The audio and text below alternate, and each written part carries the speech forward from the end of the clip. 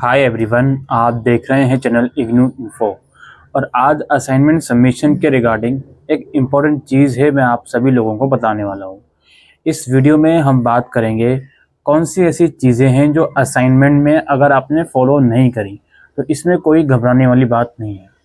अमूमन हम देखते हैं कि अलग अलग रीजनल सेंटर जो हैं कई बार असाइनमेंट सबमिशन से पहले कुछ गाइडलाइंस रिलीज़ कर देते हैं, उसमें बहुत सारी चीज़ें मेंशन कर देते हैं। और कई बार ये देखा गया है कि अलग अलग रीजनल सेंटर अपने अपने तरीके से असाइनमेंट बता रहे हैं कि इस तरीके से बनाओ, उस तरीके से बनाओ। अब एक बच्चा है वो कंफ्यूज हो सकता है बार बार अलग अलग चीज़ें देखकर कि सर इस नोटिफिकेशन में ये पॉइंट लिखा हुआ है लेकिन मैंने फॉलो नहीं करा, तो क्या कुछ गड़बड़ हो जाएगी। देखो, हर एक पॉइंट तो इस वीडियो में मैं डिस्कस नहीं कर सकता हूँ, लेकिन मोटे तौर पर ये बता सकता हूँ कि कौन सी ऐसी चीज़ें हैं जो आप लोगों को उतना ध्यान नहीं देना है उन चीज़ों पर। मतलब वो चीज़ आप करना भूल गए या फिर यूं कहें कि इतना कोई रिजिड आपके ऊपर रूल नहीं है कि वो चीज़ करनी ही है असाइनमेंट को लेकर, वो इस वीडियो में हम बात करेंगे। तो सबसे पहले हम शुरुआत करते हैं आप लोगों के असाइनमेंट के फ्रंट पेज को लेकर ही। मैंने फ्रंट पेज के ऊपर रिसेंटली एक वीडियो बनाई है जिसमें मैंने ये डिस्कस करा है कि जो असाइनमेंट का फ्रंट पेज होता है इग्नू का, उसमें कौन कौन सी चीज़ें होनी चाहिए। अब इसमें ये ज़रूरी नहीं है कि आप एक स्पेसिफिक फॉर्मेट फॉलो करो कि सबसे पहले ये आएगा, फिर ये आएगा, लेफ्ट साइड में ये आएगा, राइट साइड में ये आएगा। कोई स्पेसिफिक फॉर्मेट फॉलो करो, ये कोई आपके ऊपर रिजिड रूल नहीं है। हाँ, अगर आपका रीजनल सेंटर कोई फ्रंट पेज दे रहा है तो रिकमेंडेड है कि वो फ्रंट पेज फॉलो करो, लेकिन उससे ज़्यादा इम्पोर्टेंट ये है कि आप लोग जो फ्रंट पेज के अंदर जितनी भी जानकारी होनी चाहिए, आपके नाम से लेके स्टडी सेंटर कोड तक, आपके इनरोलमेंट नंबर से लेके मोबाइल नंबर तक, वो सारी चीज़ें उसमें होनी चाहिए। कोई स्पेसिफिक फॉर्मेट का कोई ऐसा मसला नहीं है। और फ्रंट पेज पर कई बार ये देखा गया है कि कुछ बच्चे उसमें अपना एड्रेस भी लिख देते हैं, कुछ बच्चे नहीं लिखते। तो कुछ चीज़ें हैं जो बिल्कुल मैंडेटरी नहीं है, लाइक उसमें अपना एड्रेस लिखना मैंडेटरी नहीं है, लाइक फ्रंट पेज पर अपना सिग्नेचर करना मैंडेटरी नहीं है, लाइक फ्रंट पेज पर ये लिखना मैंडेटरी नहीं है एक पॉइंट की अबव इन्फॉर्मेशन आर करेक्ट, फिर ट्रू के ऊपर ऊपर टिक कर दो। ये सब पॉइंट लिखना मैंडेटरी नहीं है। बाकी जो रिलेवेंट और इम्पोर्टेंट चीज़ें हैं वो मैंने ऑलरेडी आपको फ्रंट पेज वाली वीडियो में बताई हुई है, आप उस वीडियो को जाकर देख सकते हो। दूसरी बात हमारी बारी आती है, देखो इग्नू का जो आईडी कार्ड और इग्नू का जो क्वेश्चन पेपर जो दूसरे और तीसरे नंबर पर आपको लगाना है हर एक असाइनमेंट में, वो कलर्ड हो सकता है या ब्लैक एंड व्हाइट हो सकता है। क्वेश्चन पेपर तो ऑब्वियसली ब्लैक एंड व्हाइट होगा, आईडी कार्ड की बात कर रहे हैं, कलर्ड भी लगा सकते हो, ब्लैक एंड व्हाइट भी लगा सकते हो, कोई ऐसा मसला नहीं है। इसी के अंदर एक और चीज़ ऐड कर देते हैं, अगर आपके स्टडी सेंटर ये बोलता है कि हम तो अभी असाइनमेंट ऑनलाइन मोड में लेंगे, तो आपको कोई ज़रूरत नहीं है कि आप आईडी कार्ड या क्वेश्चन पेपर का प्रिंट आउट निकालो, वो अटैच करो। आप उसका स्क्रीनशॉट लीजिए, प्रॉपर क्रॉप करके, ब्लर नहीं होना चाहिए, वही आप उसमें लगा सकते हो। अगर ऑनलाइन ही जमा करना है तो क्यों पैसे खर्च करना है उसका प्रिंट आउट लगाने में।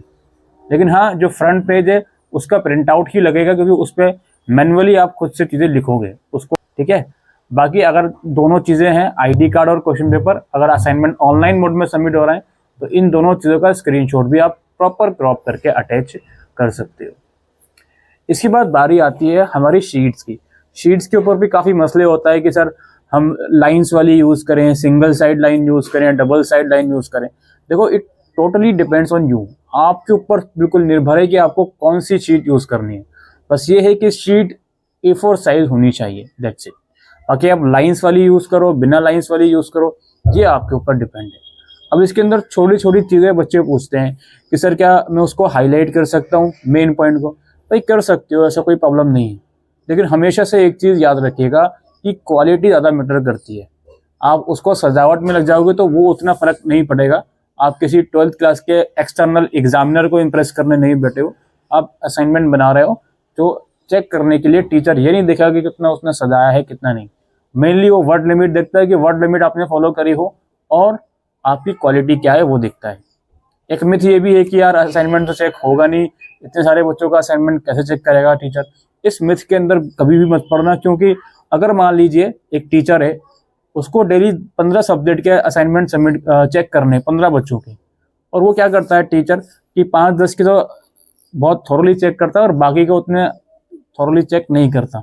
तो आपको कैसे बोला कि आप उस कैटेगरी में नहीं आओगे कि वो आपके असाइनमेंट थॉरली चेक नहीं करेगा। तो इस मिथ के अंदर बिल्कुल भी ना रहो कि हमारे असाइनमेंट की वैल्यू नहीं है, हम लिखते जाएंगे पेजेस, टीचर चेक नहीं करेगा। तो इसलिए इस मिथ में ना रहकर असाइनमेंट लिखने की क्वालिटी के ऊपर ज़्यादा ध्यान दो। और अगेन जैसे कि मैंने बताया, शीट आप लाइंस वाली यूज़ करो, प्लेन यूज़ करो या सिंगल साइड लाइन यूज़ करो, कोई उसमें प्रॉब्लम वाली बात नहीं है। अब शीट के अंदर सर मार्जिन खींचे, अपना राइट साइड में मार्जिन खींचे या नहीं, वो डिपेंड करता है, आपके ऊपर खींचना चाहते हो खींच सकते हो, वरना कोई दिक्कत नहीं है। लेफ्ट साइड पे ज़रूर खींच लेना, राइट पे ज़रूरी नहीं है। और अगर आप लाइंस वाली शीट यूज़ करोगे तो लेफ्ट पे तो ऑलरेडी मार्जिन होता ही है, उसमें खींचने की ज़रूरत ही नहीं है। और राइट पर ऐसा कोई मैंडेटरी नहीं है कि आप मार्जिन खींचो। वर्ड लिमिट को थोड़ा सा समझते हैं। अमूमन क्या होता है, एक क्वेश्चन है 20 नंबर का असाइनमेंट का, उसमें 500 वर्ड की वर्ड लिमिट दी गई है। अब ये 500 वर्ड कितने पेजेस में आएंगे? वर्ड लिमिट के ऊपर भी डिटेल में मैंने चीज़ों को एक्सप्लेन करा था कि वर्ड लिमिट है तो उसको किस तरीके से आपको फॉलो करना है। नाउ वर्ड लिमिट के अंदर दोस्तों जो इग्नू बोलता है उसको स्ट्रिक्टली फॉलो कीजिए। उससे थोड़ा सा ज़्यादा हो जाए मामला कोई दिक्कत नहीं है, लेकिन एटलीस्ट कम ना हो उससे, ठीक है, उससे कम ना हो। अब 500 वर्ड की लिमिट है।